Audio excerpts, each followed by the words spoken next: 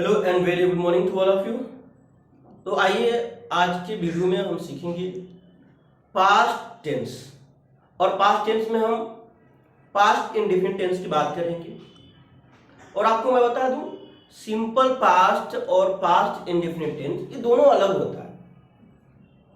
आने वाले वीडियो में मैं आपको बताऊंगा दोनों में डिफरेंस पढ़ा करके। फिलहाल इस वीडियो में मैं आपको पास्ट इंडेफिनिट टेंस सिखाने जा रहा हूं।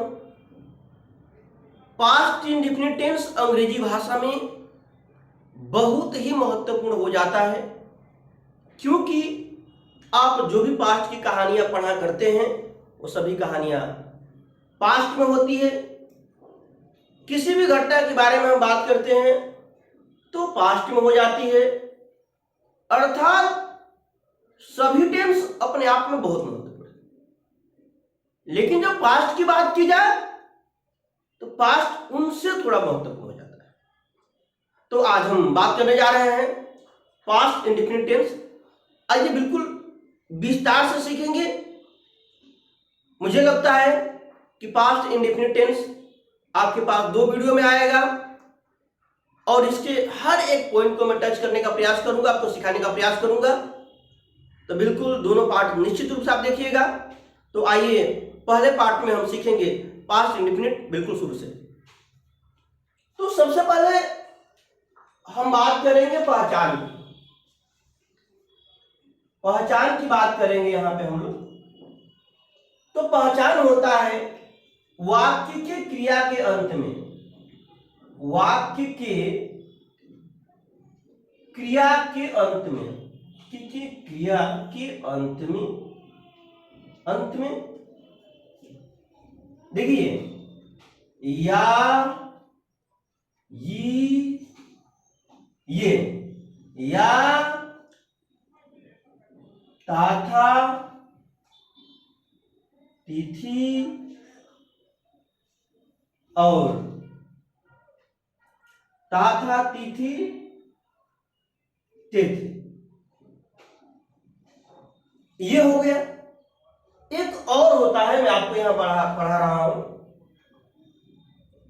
जिसे मैं कहूं मैंने खाना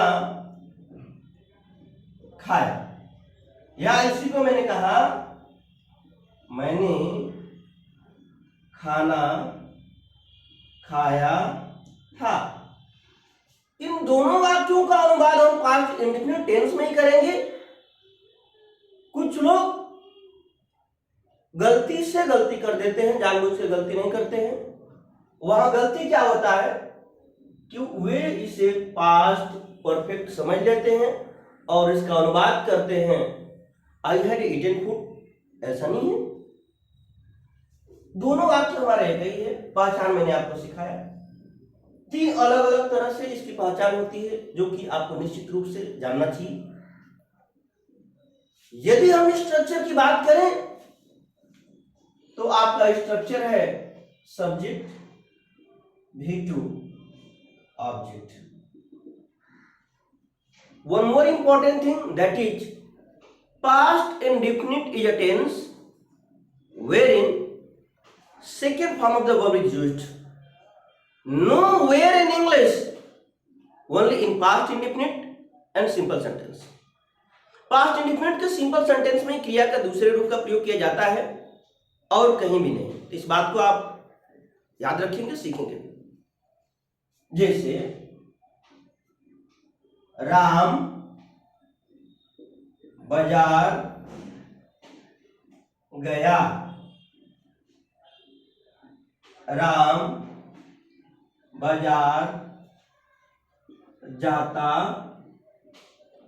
था। इसको करेंगे राम,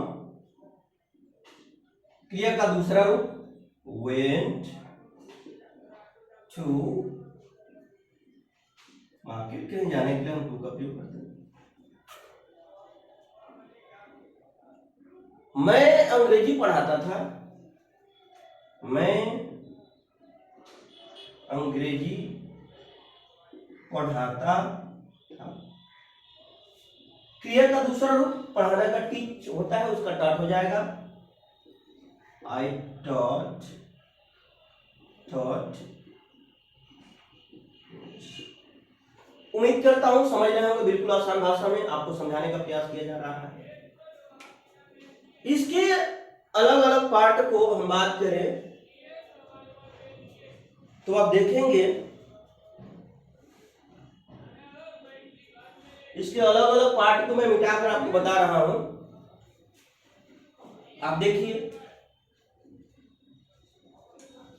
जो सिंपल हो गया, पढ़ेंगे हम नेगेटिव, इंट्रोगेटिव, डबल इंट्रोगेटिव। देखिए यहां पे सब्जेक्ट डिड नॉट V1 देना। अब देखिएगा थोड़ा सा यहां से, यहां पर मैंने डिड नॉट लिखा, डिड नॉट के बाद क्रिया का फलन। ऐसा क्यों हुआ? डू बेस फॉर्म हो गया हमारा, डू होता है, डज होता है, डिड होता है। तो ऑलरेडी जब ये डू फॉर्म का, बेस फॉर्म का, ये पहला हमारा हो गया, बेस फॉर्म इसको बोलते हैं। ये हमारा पांचवा हो गया, ये हमारा सेकंड हो गया, ये हमारा डन हो गया, ये हमारा डूइंग हो गया, ये हो गया हमारा।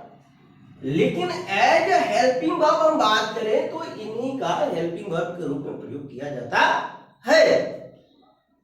ये सभी परफेक्ट होता है, क्रिया का तीसरा रूप होता है, अलग अलग जगहों पे यूज होता है। सभी कंट्रोल, सब परफेक्ट कंट्रोल, पार्टिसिपल, जेनरल और भी तमाम जगह हैं जहां पे इनका प्रयोग किया जाता है। लेकिन हेल्पिंग वर्ब एक्सुएटरी वर्ब के रूप में इसी का प्रयोग मैं बता रहा हूं आपको। जब यहां पर क्रिया का सेकेंड रूप का प्रयोग कर दिया गया है तो यहां पर दोबारा इसकी करने की जरूरत नहीं है। एक और बात, हम एक सेंटेंस में किसी भी क्रिया के एक फॉर्म को दोबारा नहीं लिख सकते हैं।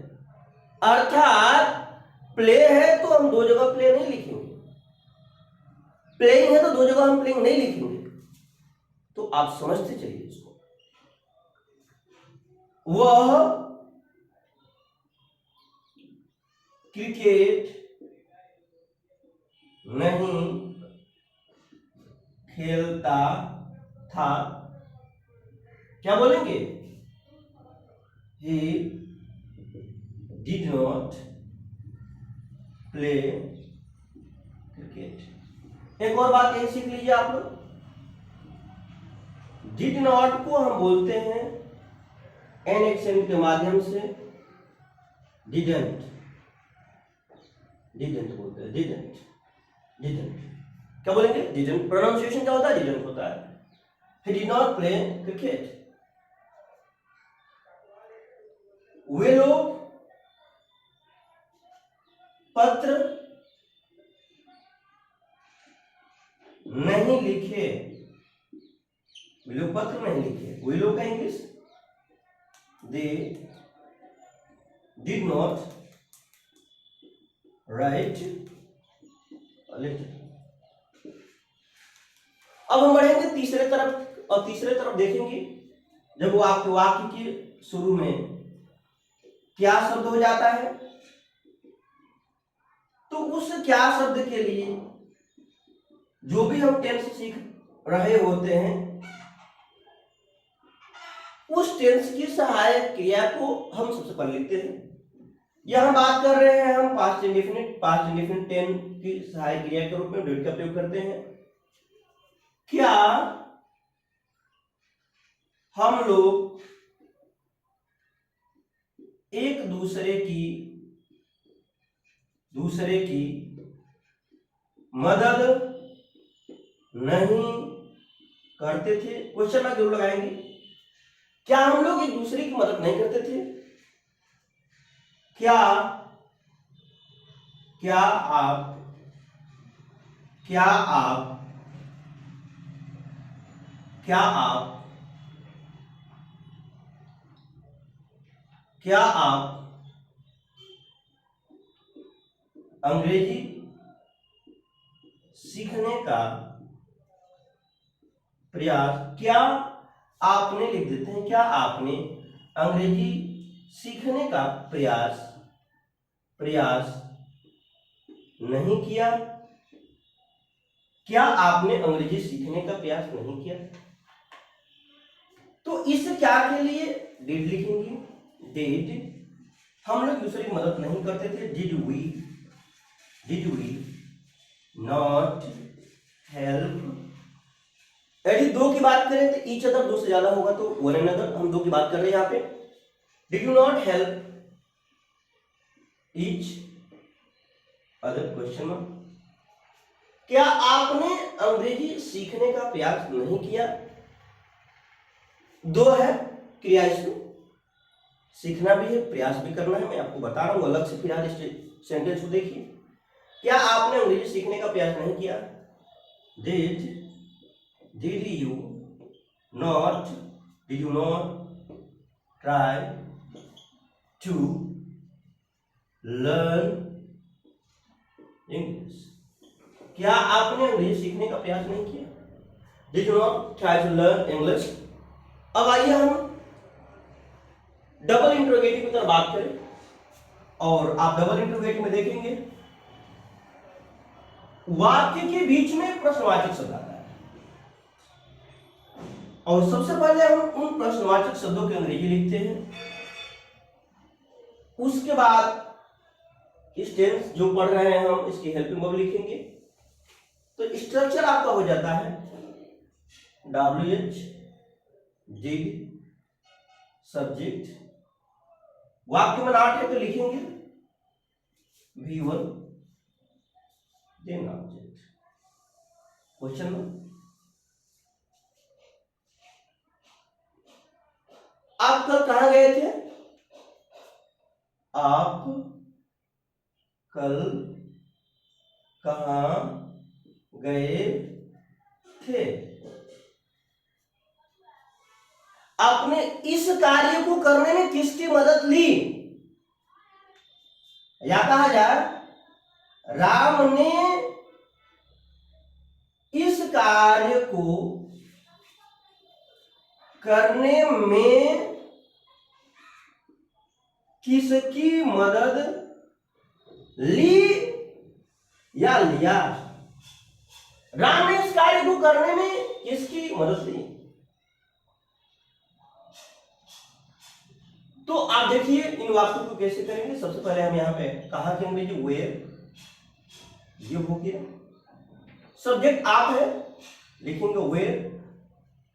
सभी सब्जेक्टों के साथ, चूंकि प्रेजेंट इंडेफिनिट टेंस आप सीख रहे थे तो उसमें डू डज का प्रयोग कर रहे थे। थर्ड पर्सन सिंगुलर सब्जेक्ट के साथ हम डज का प्रयोग किए, बाकी सभी के साथ डू का। और यहां पर सभी सब्जेक्टों के साथ, चाहे वो सिंगुलर हो, प्लूरल हो, third person, first person, whatever the number, whatever the persons, with each and every subject you have to use what? Did as a helping verb. So look at here on the board and learn it. Where did you go yesterday? Where did you go yesterday? Ram ने इस कार्य को करने में किसकी मदद ली या लिया? बच्चों पहले, सबसे पहले तो आपको क्वेश्चन बनाना सीखना है। क्वेश्चन आपको आ गया तो समझिएगा इंग्लिश के बहुत सारे। मैं आपको स्पेशल, जब मैं आपको टेंस पढ़ा लूंगा तो बेसिक स्ट्रक्चर्स पढ़ा लूंगा, अलग से आपको वीडियो दूंगा जिसमें आप स्वयं क्वेश्चन को बनाएंगे। जिस समय कहूं आप लोगों में से कौन यहां आ रहा है, आप लोगों में से कौन इसका प्रश्न कैसे होगा? किसके पढ़ाने पर आप अंग्रेजी बोल रहे हैं? किसके पढ़ाने पर? किसके देख रेख में आप उस विद्यालय में रह रहे हैं? किसके धमकाने पर वह वहां नहीं जा रही है? तो ये सब अलग अलग प्रश्न हो जाते हैं। इन प्रश्नों को बनाएंगे कैसे, मैं आपको तरीका सिखा दूंगा। आप जितना मैं बोला हूं सेंटेंस से ज्यादा खुद आप करेंगे। बस बने रहिए मेरे साथ, अंत तक सीखते रहिए। बेसिक चीजों को मैं सिखा रहा हूं आपको, बेसिक चीज सीख लीजिए, फिर अंत तक बहुत कुछ सिखाने वाला हूं आप लोगों को। वीडियो पसंद आ रही होगी तो एक दूसरे को शेयर करिए, चैनल को सब्सक्राइब कीजिए। पसंद आ रहा है वीडियो तो लाइक भी किया कर दीजिए। आइए आगे कंसेप्ट को सीखते हैं। राम ने इस कार्य को करने में किसकी मदद ली? राम ने इस कार्य को करने में किसकी मदद ली? किसकी मदद? Whose help? Whose help? किसकी मदद? Past whose help? राम ने इस कार्य को करने में किसकी मदद ली या लिया? Whose help did Ram take? Whose help did Ram take to do this work? Whose help? आपने देखा यहाँ पे, और यहां से मैं कुछ अलग कंसेप्ट सिखा रहा हूं। मैं यहाँ पे ध्यान दीजिएगा बिल्कुल बारीकी से। इसी में एक दो क्रिया में बता रहा हूं। जैसे आप मान लीजिए कि वांट मैंने लिख दी, यहां ट्राई लिखा। एक ही क्रिया में जो दो क्रियाएं हो जाती हैं, तो इसे कैसे प्रयोग करेंगे? मैं बोलना चाहता था, मैं बोलना चाहता था, मैं बोलना चाहता था। बोलना भी है, चाहता भी। मैंने उसे समझाने का प्रयास किया, मैंने उसे समझाने का प्रयास किया, समझाने प्रयास किया। इस प्रकार के वाक्यों को कैसे करेंगे तो आप देखेंगे। मैंने बोलने का, मैं बोलना चाहता था, चाहता था, I wanted।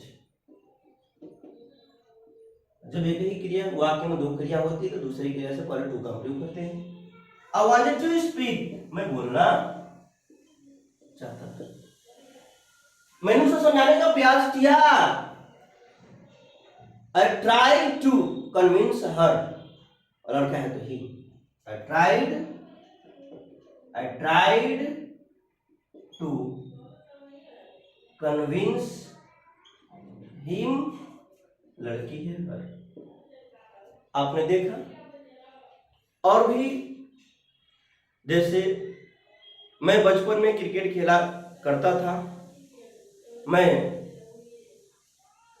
वहां जाया करता था। इस प्रकार के तमाम वाक्यों को, और वो बोलने लगा, राम खेलने लगा, वो खेलता रहा, वो बात करती रही।